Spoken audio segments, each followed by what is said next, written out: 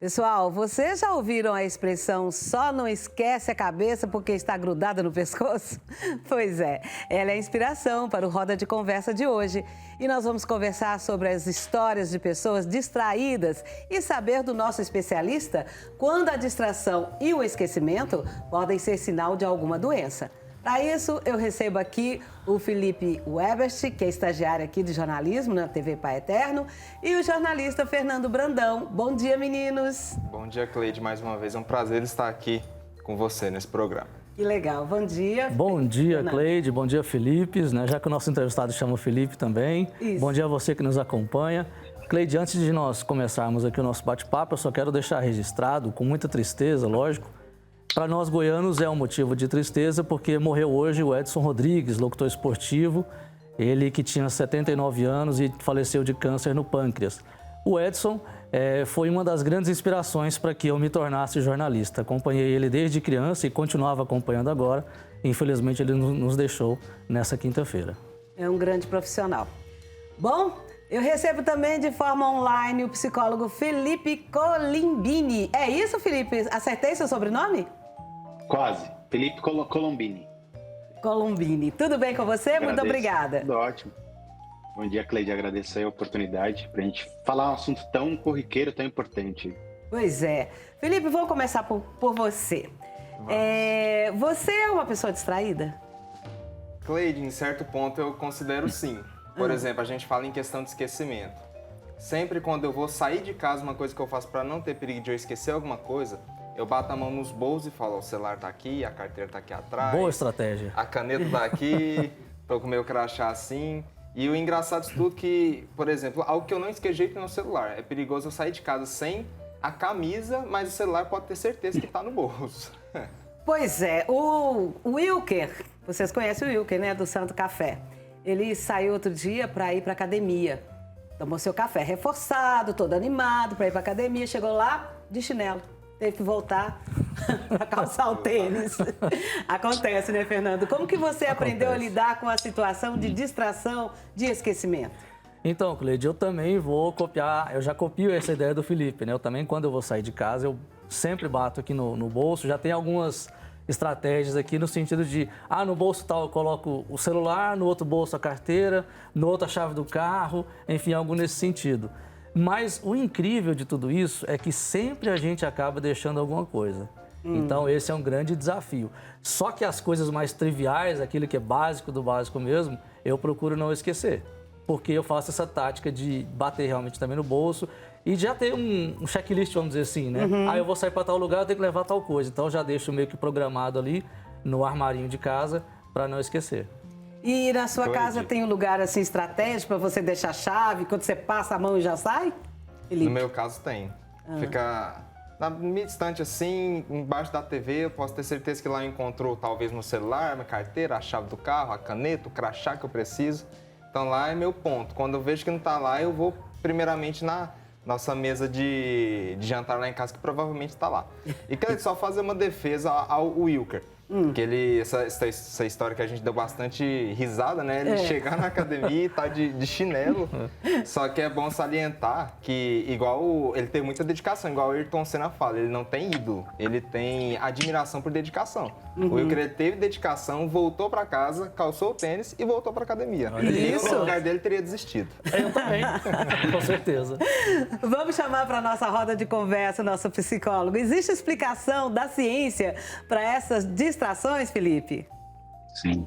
Bom, primeiramente, o Wilker, ele é bastante engajado e motivado, né? Eu acho que isso é um ponto importante aí, de ele ter lidado bem com a distração dele. Mas o que a gente observa, né? Acho que tanto no dia a dia de atendimentos, né? Como a ciência, a gente considera a atenção, né? A concentração, como habilidades denominadas como funções executivas.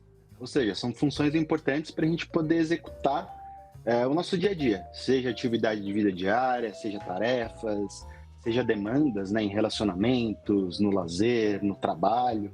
Então, o que a ciência denomina como atenção, concentração, são funções executivas que da qual a gente precisa, muitas vezes, dessas estratégias. Achei até bem legal as estratégias aí do Felipe e do Fernando, que são estratégias visuais, são estratégias táteis que você usa para, né, ter certos rituais são importantes para a gente poder, de fato, lidar com uma série de estímulos e demandas que a gente está no dia a dia. Então, não é fácil a gente lidar hoje com o mundo, né, com uma série de demandas, com uma série de pendências, tarefas, muita estimulação visual.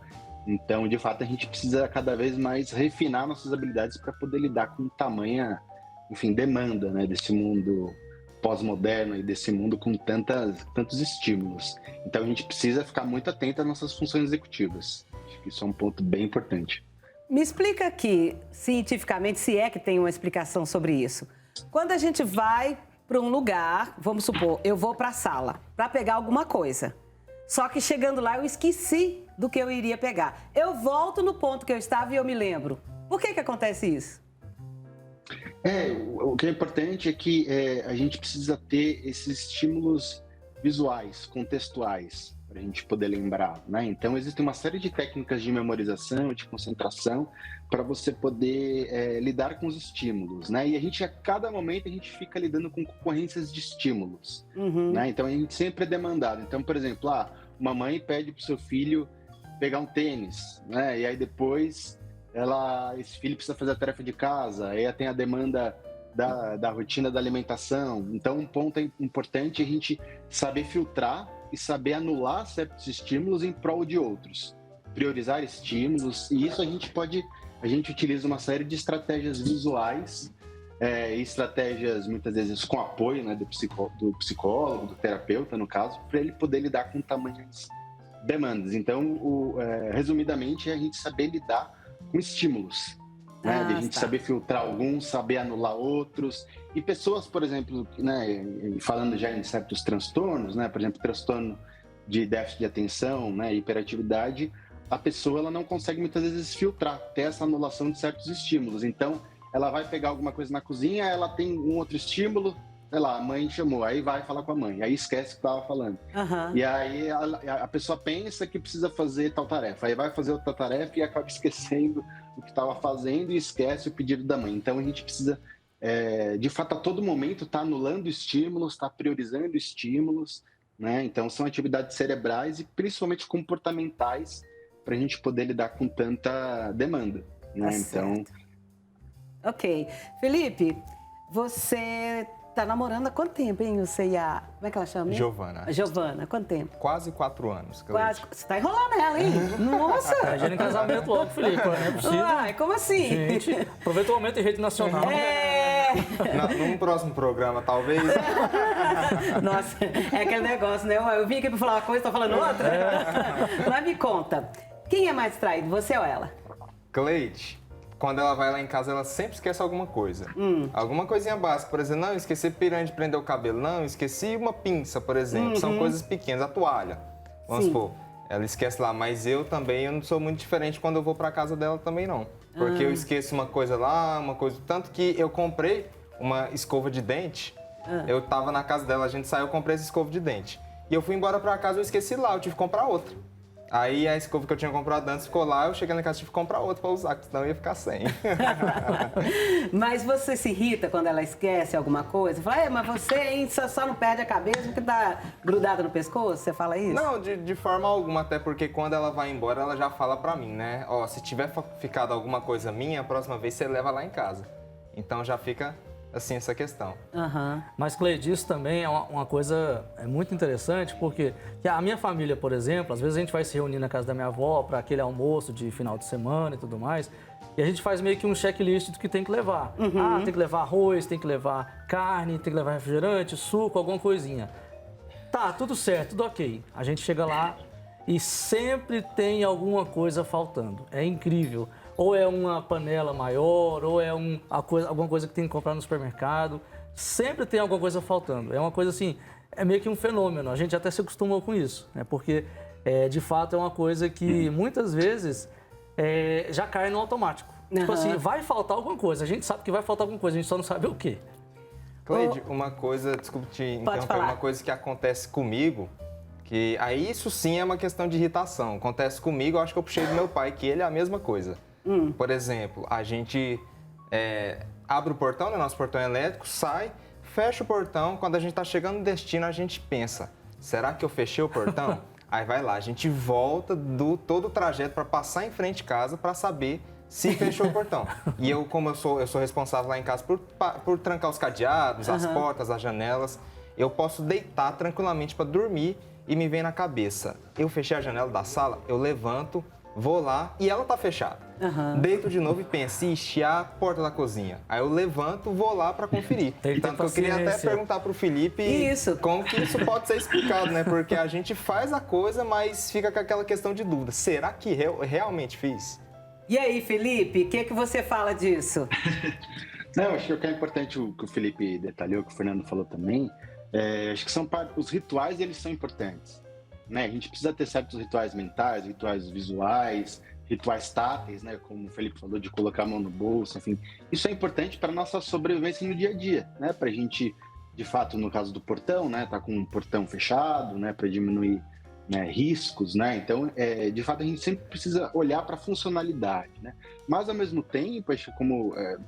fazendo na pergunta do Felipe, se de fato esse ritual ele acaba sendo muito ansiogênico e acaba prejudicando a vida dessa pessoa, a ponto de ela só pensar nisso, a ponto de ela prejudicar os relacionamentos, a ponto de ela se atrasar a todo momento por conta do ritual, acaba perdendo emprego, acabar de fato inundando a vida dela a partir desse ritual, aí é algo que precisa ser de fato atentado, né, para a gente poder pensar numa intervenção psicoterapêutica aí no caso. Então, é sempre importante a gente pensar na frequência, na intensidade e na funcionalidade disso. Porque tem certos rituais que podem estar prejudicando a vida como um todo. A pessoa só pensa nisso, porque acaba entrando num quadro de ansiedade, acaba entrando num quadro mais psicopatológico, né, vamos dizer assim. Mas os rituais, eles são importantes, né? A gente também não pode, né, jogar água com o bebê fora, né? Tipo, falar isso não. Vamos, né, desencanar tudo isso, né? Porque a gente lida a todo momento com milhares de estímulos, né? Então a gente é muito estimulado, então a gente precisa priorizar, precisa anular alguns estímulos, precisa focar em um e outro, depender dos seus objetivos. Então precisa ficar atento, mas também é funcional, né? Também não é também a gente tornar patológico tudo, né? Eu acho que precisa pensar na funcionalidade e no contexto também desses rituais. Vamos chamar aqui o nosso telespectador para participar aqui da nossa roda de conversa. Você já esqueceu seu filho no carrinho do supermercado? Eu conheço uma pessoa que esqueceu. Aí quando ela chegou com outro carrinho com o marido para botar a compra lá, tá faltando um item muito importante aqui nesse carrinho. Correu para lá para pegar o bebê, que ele falou aí, né? Que pega a banheira e joga com o bebê. Fala, Felipe. Só um ponto, para deixar claro, eu comecei a fazer uma tática também com uma técnica que foi meu pai que me ensinou. Ele que tem essa mesma questão. Quando a gente sai, por exemplo, a gente fala em voz alta para nós mesmos, fechei o portão. Aí, dessa forma, eu consigo lembrar, fechei o portão. Aí, a primeira coisa que eu faço, eu fecho o portão de casa, quando eu tô saindo com o carro, eu falo pra mim mesmo, fechei o portão. Só não pode esquecer que falou que fechou o portão. Aí é problema. Não aconteceu ainda. Ou então ficar tão doido que falar, nossa, será que eu cortei o fechão? Isso. Tem dessas também. Bom, o Felipe, nosso psicólogo, né? Me conta, como que como é que eu falo assim, melhorar essa distração? Tem cura? Tem terapia para isso? Sim, sim. Eu acho que um ponto importante quando se fala atenção e concentração, muitas pessoas acabam minimizando, né, muitas vezes esse déficit, essa dificuldade, mas é algo muito importante, né? A gente de fato ter as funções executivas em dia, né, pensando em se concentrar, em se atentar, porque existem muitas pessoas que têm extrema dificuldade, né, de atenção e concentração e acaba muitas vezes tendo acidentes fatais, né, vamos dizer assim, em termos de direção, né, você dirigindo um carro, né, cozinhando, ou até atividades laborais mais perigosas, né? Então, de fato, isso é de extrema importância a gente pensar na nossa atenção e se a gente de fato precisa de ajuda, né? Então, é importante a gente estar sensível a isso. Para a gente poder buscar ajuda na própria rede de suporte da pessoa, seja família, seja amigos, seja pessoas que trabalham junto,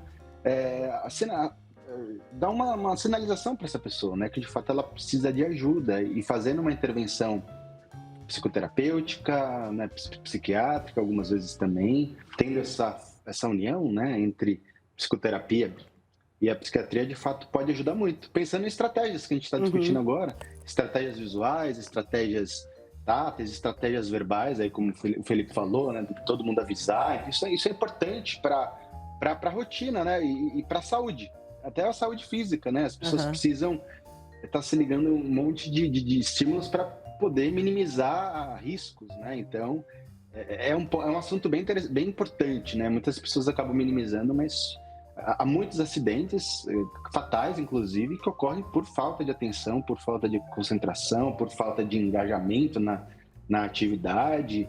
E é importante, tem estratégias para ajudar, para auxiliar, né, para curar nesse sentido, para que as pessoas se sintam mais funcionais e correspondam às demandas do dia a dia. É um assunto bem importante e a psicoterapia é um aliado, vamos dizer assim.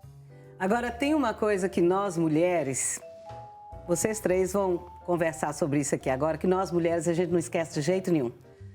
O Fernando está dizendo aí que na reunião de família leva panela, leva isso, leva aquilo. Eu vou nas reuniões de família, eu levo a minha panelinha, vamos dizer assim, que tem de uma marca famosa, que eu não vou falar aqui, e ela é muito durável, ela é maravilhosa. Eu levo, essa eu não esqueço. Agora, se eu levar uma de margarina, aí fica lá.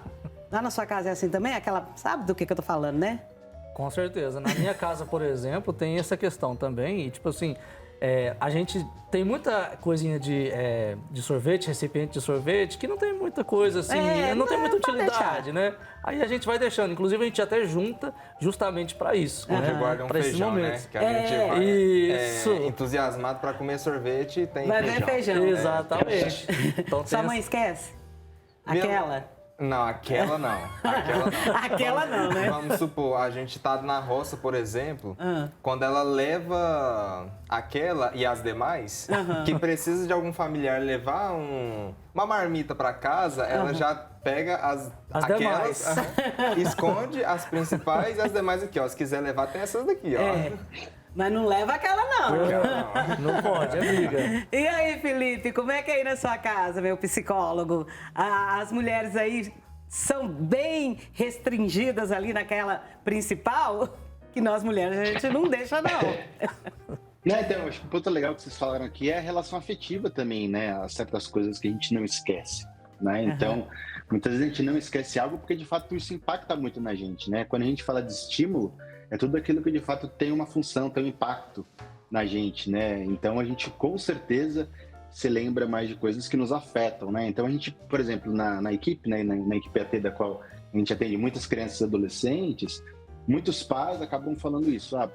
Meu filho, ele não se esquece de tudo aquilo que ele aprendeu no videogame, por exemplo. De todas aquelas táticas, aqueles caminhos, né? Isso é inesquecível. Mas na hora de fazer uma tarefa de casa, ele esquece. Mas na hora de organizar o material, ele esquece. Então, de fato, porque o videogame, ou as tarefas envolvidas no videogame, tem todo um mecanismo de engajamento, né? De envolvimento. Então, impacta afetivamente muito, né? Aquela criança, aquele adolescente. E muitas vezes o estudar, depende de como é estudo e como isso é manejado pela escola ou pela família, é uma coisa chata. É uma coisa boring, né? Uma coisa desgastante, muitas vezes associada a broncas, a regras rígidas. Então, com certeza, né, a gente vai se envolver com coisas que nos afetam mais, efetivamente. Então, pensando no estudo, por exemplo, só dei um exemplo, a gente precisa tornar o estudo mais agradável.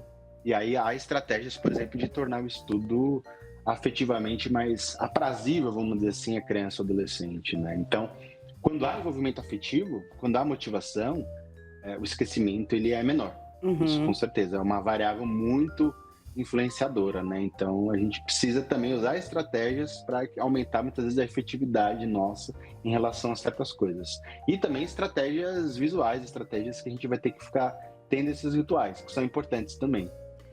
Fernando, eu me lembrei aqui agora, a gente está falando de mãe, falando de coisas de casa, eu me lembrei que eu levava marmita para o meu trabalho.